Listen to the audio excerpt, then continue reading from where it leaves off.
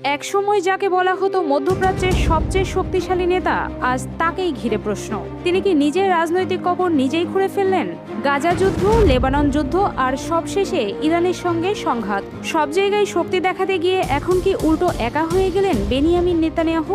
সবচেয়ে বিস্ময়কর বিষয় হলো, এই বিশ্লেষণ এসেছে কোনো আরব রাষ্ট্রের গণমাধ্যম থেকে নয়, বরং ইসরায়েলের দীর্ঘদিনের মিত্র ব্রিটিশ সংবাদপত্র দ্য গার্ডিয়ান সরাসরি লিখেছে, ইরানকে হারাতে গিয়ে সবচেয়ে বড় পরাজিত ব্যক্তি এখন নেতানিয়াহু নিজেই।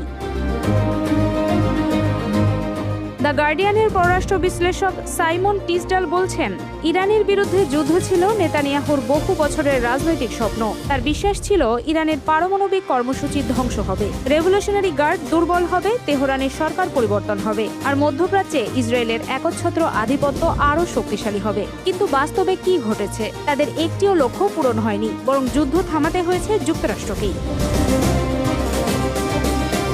প্রতিবেদন অনুযায়ী সবচেয়ে বড় ধাক্কা এসেছে ওয়াশিংটন থেকেই। দীর্ঘদিন ধরে যুক্তরাষ্ট্র ও ইসরায়েলের সম্পর্ককে বলা হতো বিশেষ সম্পর্ক, যে সম্পর্কের ভিত্তিতে ইসরায়েল প্রতি বছর বিপুল সামরিক সহায়তা পেত। কিন্তু এখন সেই সম্পর্কেই দেখা দিয়েছে ভয়াবহ ফাটল। দ্য গার্ডিয়ানের দাবি, ডোনাল্ড ট্রাম্প আর নেতানিয়াহুর কথাবার্তা এখন প্রায় বন্ধ বলা যায়। হোয়াইট হাউসের ধারণা, ইরানকে খুব সহজে হারানো যাবে এমন গল্প শুনিয়েই নেতানিয়াহু যুক্তরাষ্ট্রকে এই যুদ্ধে টেনে এনেছিলেন। ট্রাম্পের অবস্থানও এখন সম্পূর্ণ ভিন্ন।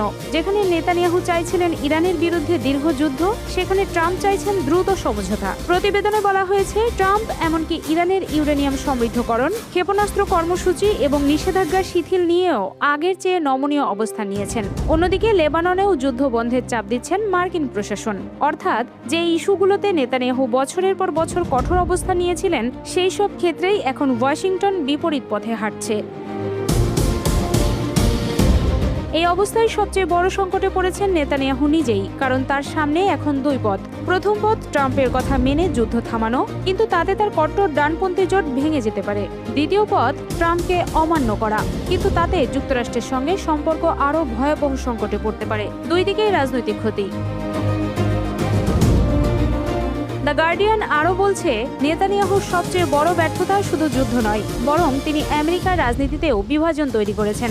একসময় যুক্তরাষ্ট্রের দুই প্রধান দলই ইসরায়েলকে প্রায় নিঃশর্ত সমর্থন দিত। এখন সেই ঐক্যমত্য ভেঙে যাচ্ছে।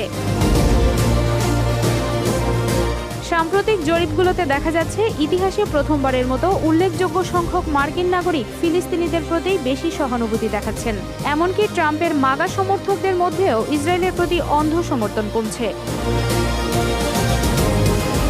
বিশ্লেষকদের মতে, এটি শুধু একজন নেতার সংকট নয়, এটি মধ্যপ্রাচ্যের শক্তির ভারসাম্য বদলে যাওয়ারও ইঙ্গিত। যদি ওয়াশিংটন সত্যিই ইসরায়েলকে আগের মতো নিঃশর্ত সমর্থন না দেয়, তাহলে নেতানিয়াহুর বহুদিনের বৃহত্তর ইসরায়েল স্বপ্নও বড় ধাক্কা খেতে পারে। অন্যদিকে ইরান আন্তর্জাতিক অঙ্গনে আবারও শক্তিশালী অবস্থানে ফিরে পাওয়ার সুযোগ পেতে পারে।